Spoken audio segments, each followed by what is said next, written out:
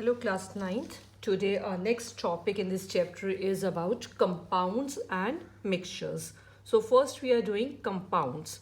What are compounds? Compounds are pure substances. Like in the beginning of this chapter we have done, pure substances are elements and compounds. So elements we have covered up, compounds. These are pure substances. Which kind of pure substances? Formed by combination of, we are combining here two or more elements. Two or more elements will combine. But important thing is how we have to combine them in a definite ratio by their mass. Definite ratio by their mass. Which mass we will take here? Atomic mass. Now to understand this thing, that how we say that pure substances are formed by two or more elements and how they are combining in a definite proportion by mass. Let's take the example of water here. You know the formula of water is H2O. So what you make out from this formula? That there are how many elements? Two elements. See the first line of this. Pure substances which are formed by combination of two or more than two elements also we can take. When the two elements are combining, and always to form water we need these elements only, hydrogen and oxygen. It's not to get water will take carbon and oxygen. It will always be the same elements, hydrogen and oxygen. Now next line here. And they are combining in a definite ratio by their mass. Atomic mass of hydrogen is 1. Since there are two atoms in the formula, so two atoms mass will be 2 and of oxygen is 16. So I'm telling you the atomic masses of hydrogen and oxygen and we're filling up those values. Hydrogen 2 atom mass is 2 and of oxygen is 16. Take the simplest ratio. How much we are getting? 1 is to 8. The meaning of this thing is to get water we always have to take hydrogen and oxygen in which ratio? 1 is to 8 ratio by their mass. Like if you are forming water, at least you need 1 gram of hydrogen. But how much oxygen you need? 8 gram of oxygen you need. Then only what you will get is the water, because they always combine in this definite ratio. I hope now compound definition is clear to you. Some more examples of compounds we can take is sodium chloride. The formula for sodium chloride is NaCl. Then we can take ammonia, is also a compound. Its formula is NH3. Calcium carbonate. It's CaCO3. Now after knowing what are compounds, we are taking one activity to understand compound and mixtures also. So there is one experiment here, that is to study the properties of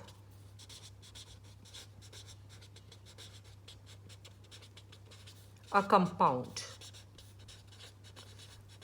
To study the properties of a compound, and this practical you have, this experiment you have in your practical syllabus also. So for this practical, we are taking two watch classes. Two watch classes we are taking. And in the two watch classes, we are taking a mixture of sulfur and iron powder. What we are taking here is sulfur and we are taking the iron powder. Sulfur is your yellowish in color. So we are taking a yellow color, sulfur, and we are taking iron particles. So we mix the two. One we label as A, another one we label as B. And now what we'll do is, this A mixture, we will transfer it to a test tube. The A1 we are transferring to a test tube. This is a test tube. When we transfer this mixture A into this, and then after that we have to heat it also. This is a A, and heat it also. So when we heat this, what will happen? We have to heat it very strong till it will become red hot. This whole mixture will become red hot. And then what we'll do is transfer this A mixture to a china dish. We'll transfer this to a china dish. When this A will come in a china dish, we'll see that this is a black color sticky mass. You can't see the yellow color now. There's a black color material that will get here. And now what we'll do is, this is a A only that after heating we have got, and B we have left as it is only. So what we'll do, this first of all I'm telling to you, this black colored compound here, this is, you have to learn, this is a black colored, see what word I'm using next, compound word I'm using. Why I'm using a word compound here? This is mixture of iron and sulfur. This is also a mixture of iron and sulfur. On heating this mixture, the two components sulfur and iron have reacted with each other, and after reaction they have formed this black colored compound which is called iron sulfide. Is iron sulfide. This compound will form. So in this china dish, actually we have this compound A, and B is in a mixture form only. Now we want to test their properties. So how we'll test the properties? We'll take a magnet. This magnet will bring here magnet, and here also we are bringing a magnet here. In this case, we'll see these iron particles, they will start clinging towards a magnet. They will start clinging towards a magnet. But nothing will happen in the case of this A compound that we have got after heating the mixture. So what will infer from this? That means in this case, this iron here in a mixture is retaining its property. Its property is it is attracted towards a magnet. But in this case, iron has lost its magnetic property. We had iron here and sulfur, but iron has lost its magnetic property when it has combined with the sulfur. And now second thing is, what we'll do is we'll dissolve this in a carbon disulfide, and this also will dissolve in a carbon disulfide. We'll just dissolve these and see what will happen. So I'm taking B and I'm taking A. Test tube. In this test tube we will take carbon disulfide. A liquid is here. That liquid, I'm labeling that this liquid is your carbon disulfide.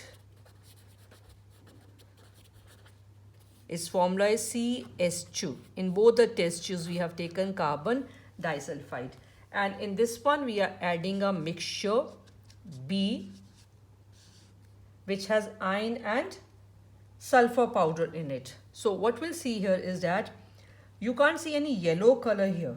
There will not be any yellow color left here, just a black iron particles you will see. And in this case we have added the heated compound black. What we have added here is a heated black color compound we are adding here in this case. So when we add black color compound, it will remain as it is only. A black color sticky material will remain as it is only. In this we had added the iron and the sulfur. But after going into this one, you cannot see any sulfur. So what you will infer from this? That sulfur has dissolved into the carbon disulfide. Iron property is it's magnetic in nature, so it will attract towards magnet. And sulfur property is it dissolves in the carbon disulfide, so that is why you cannot see any yellow color particles here. So what result we have from this activity? Again, I'm repeating it. We had two watch glasses. In both the watch glasses, we had taken the iron and the sulfur. So yellow and black color particles both are visible. But the A mixture will transfer to the test tube and we have to heat it till it becomes red hot. So this now changed to a black color material, black color compound, which is iron sulfide. First property now to check that thing, we are taking a magnet. Bring the magnet near to both of these. What will happen in this, you will see iron particles clinging towards magnet. But here you will not see anything that is attracted by this magnet. That means iron is retaining its property here in a mixture. That is, it's magnetic in nature. And in this, iron has lost its magnetic property. And second thing is now, this we are dissolving in carbon disulfide. This also we are dissolving in carbon disulfide. You will not see any change here. This compound will be as it is in carbon disulfide. Whereas in this case, you will not see any yellow particles in carbon disulfide because they have dissolved in carbon disulfide. So in this case, you have noticed iron also has retained its property and sulfur also has retained its properties. But in compound, both the components of compound, iron and sulfur, they have lost their properties. A new compound is formed here in which the components will not have their individual properties. So this is our experiment. So from this only we are writing. Now next, characteristics of compounds. So it will be easy now to learn the characteristics of compounds after this experiment.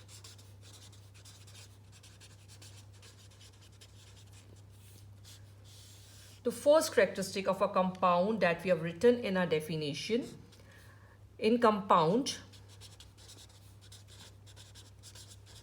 the constituent particles, like in this case, the constituent particles are iron and sulfur. The constituent elements are present in a definite proportion by mass. They are always present in some fixed ratio by their mass. Same example you can take here of water, where you will say there are two elements, hydrogen and oxygen, and they are present in a fixed ratio of 1:8 by their mass. This is the first characteristic of compounds. Second characteristic is properties of a compound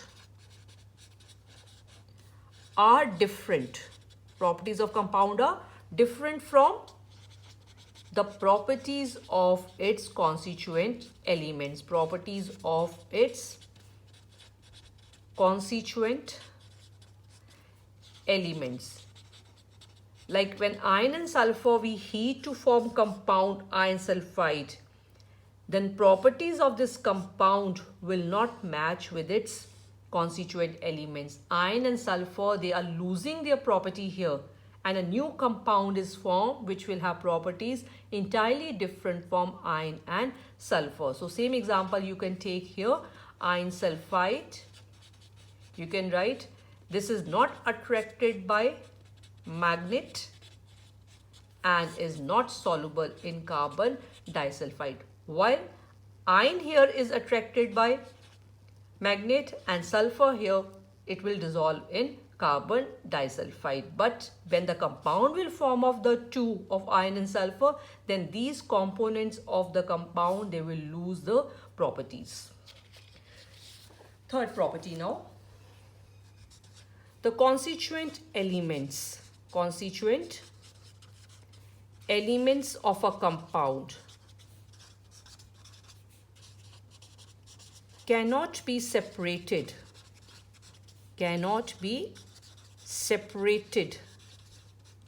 by simple physical processes.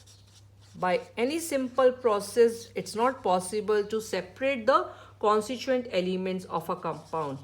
Again, example of iron and sulfur you can take. Iron and sulfur, and the compound formed by the two is iron sulfide. I'm taking the same thing. See here. Here we have a mixture of iron and sulfur, and here we have got its compound.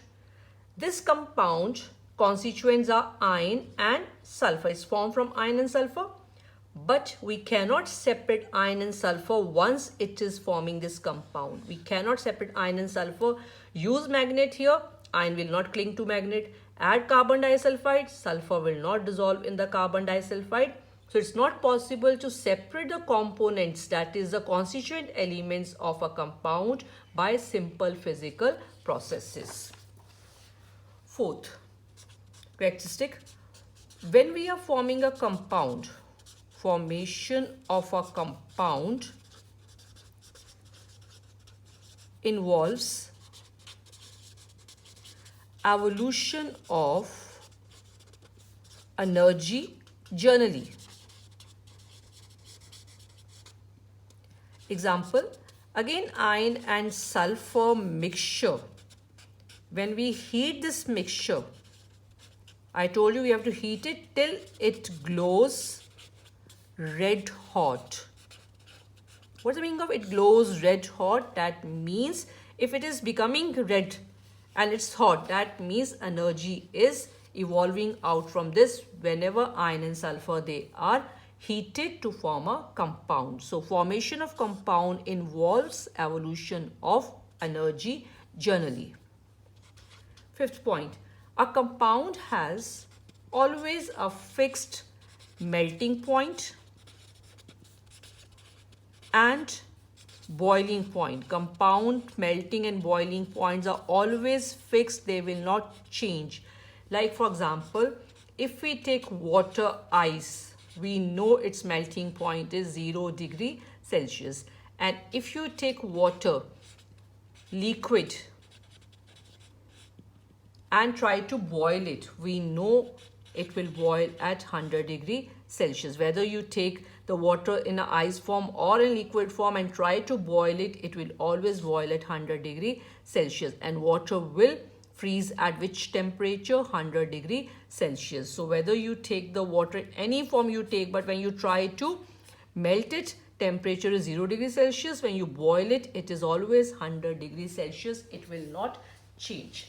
The last characteristic of compounds is compound is always homogeneous. Compound is always homogeneous. Uniformly the components, they will mix up to form a compound.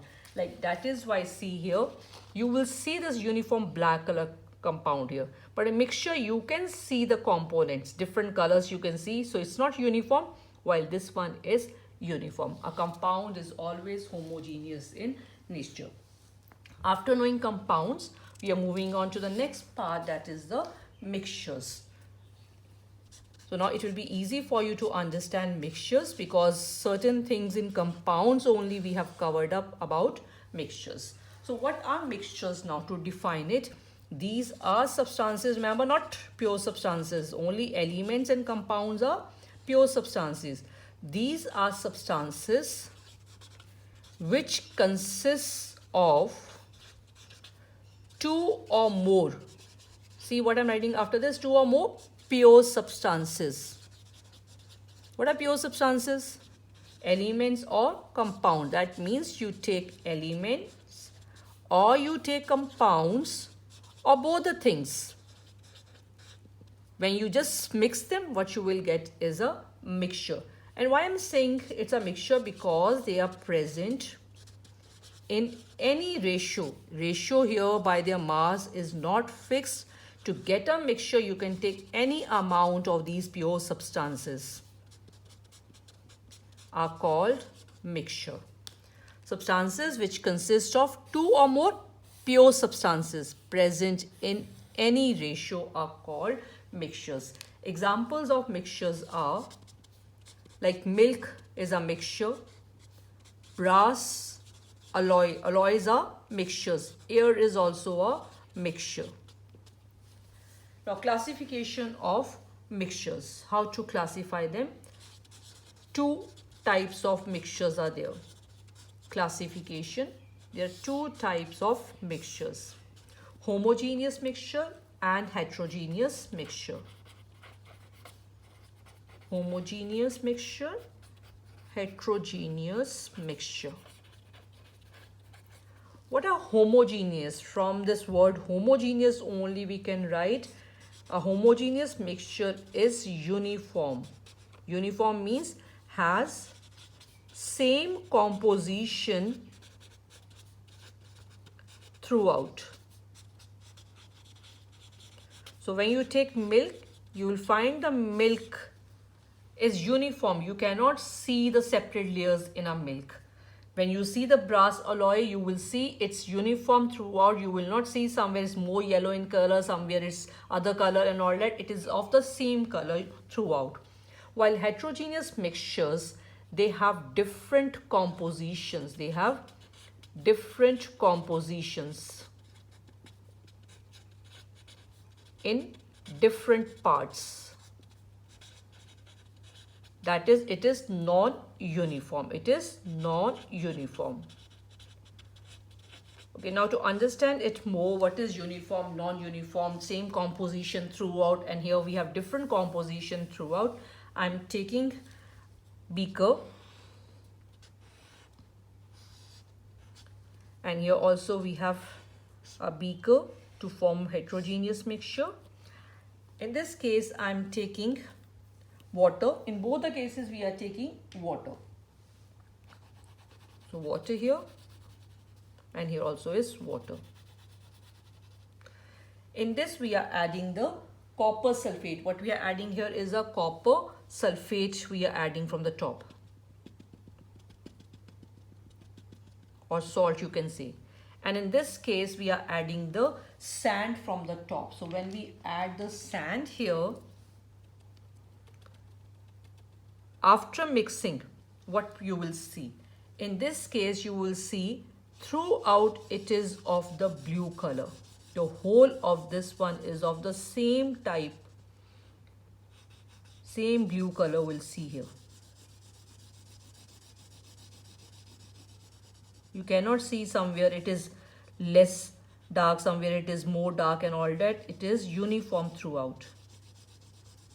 While in the second case, what you will see is the sand particles here, they are at the bottom part. So they have not mixed up uniformly throughout.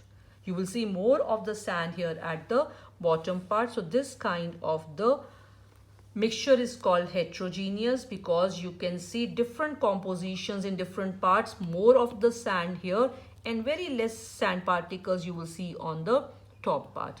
But here throughout it will remain the same only. This type of the mixture is homogeneous. This type of mixture is the heterogeneous. This is solution of copper sulfate in water and this is sand in water.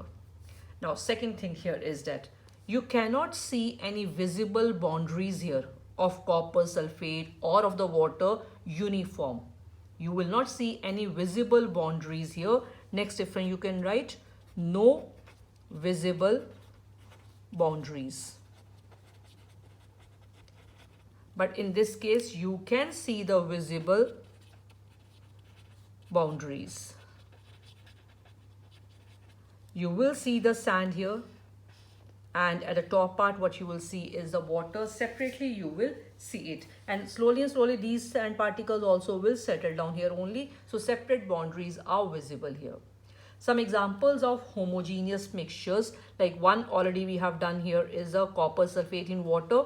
I'm taking another example, air. Alloys, any alloy you take, brass, steel, all these they will come in homogeneous mixtures. Vinegar, salt water, etc. These are examples of homogeneous mixtures. Examples of heterogeneous mixtures we are taking: sand in water we have taken, clay in water,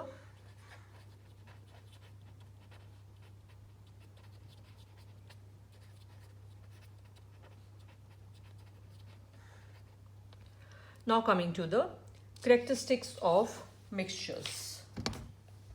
Characteristics of mixtures.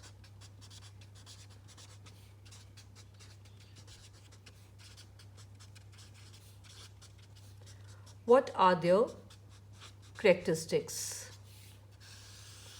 First characteristics of mixtures, like we have done just now, mixtures may be homogeneous or heterogeneous. Example, you can take that copper sulfate and water and that of the sand and water also. I'm taking this iron and sulfur.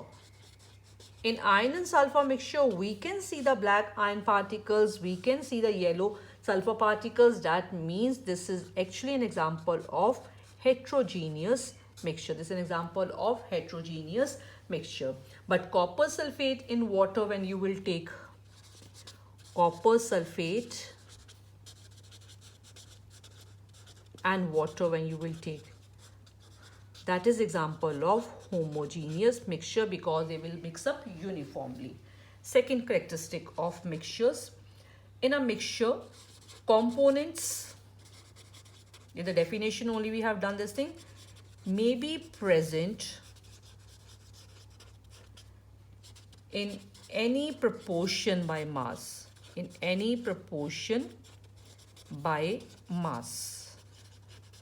Like if you want to prepare the mixture, whether homogeneous or this heterogeneous, you can take any amount of water, any amount of copper sulfate here.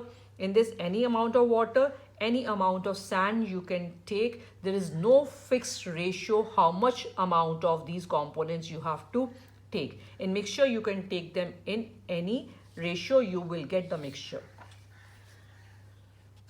Third property, a mixture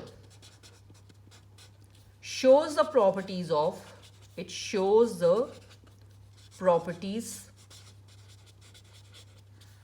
of its constituents. The constituent particles in a mixture, they retain their individual properties. For this, I am taking the example of that iron and sulfur mixture only. See this iron and sulfur. This is a mixture.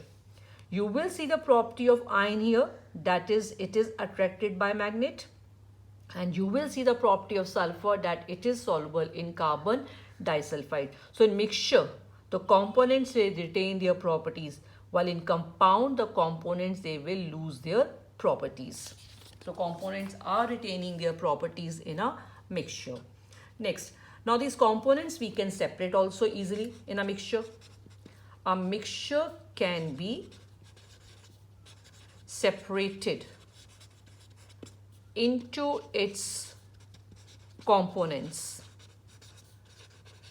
by simple methods, like by filtration we can separate them.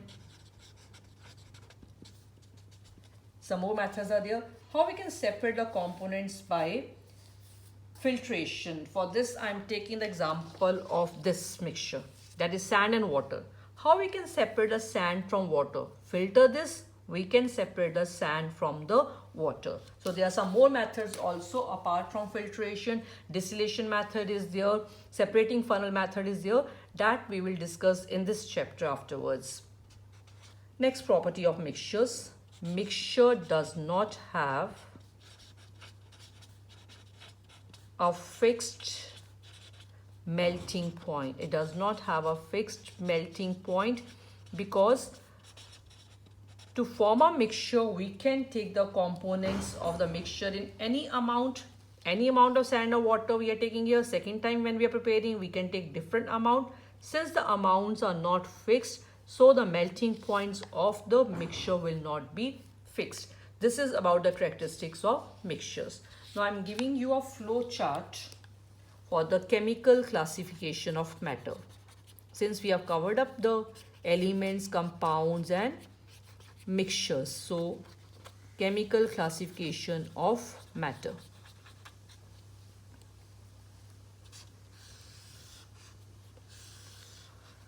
First is matter. We divide the matter into two types. First, we have pure substances, and second type is mixtures. Matter is of two types, that is the pure substances and mixtures. And then further we have done pure substances are of two types. These can be elements or these can be compounds. Mixtures also we have done that these are of two types, that is homogeneous mixture and heterogeneous mixture. homogeneous and heterogeneous mixtures. Elements also we have done are of how many types further? Elements further are of 3 types. These are metals, non-metals, and metalloids. Metals, non-metals, and metalloids. This is if we are classifying the metal chemically. When we are classifying it, this is the classification of matter. And physical classification of matter is of 3 types: solid, liquid, and gas. And chemically, when we are dividing, it is of 2 types: pure substances and mixtures. And further we are dividing the pure substances and the mixtures. This is about your topic.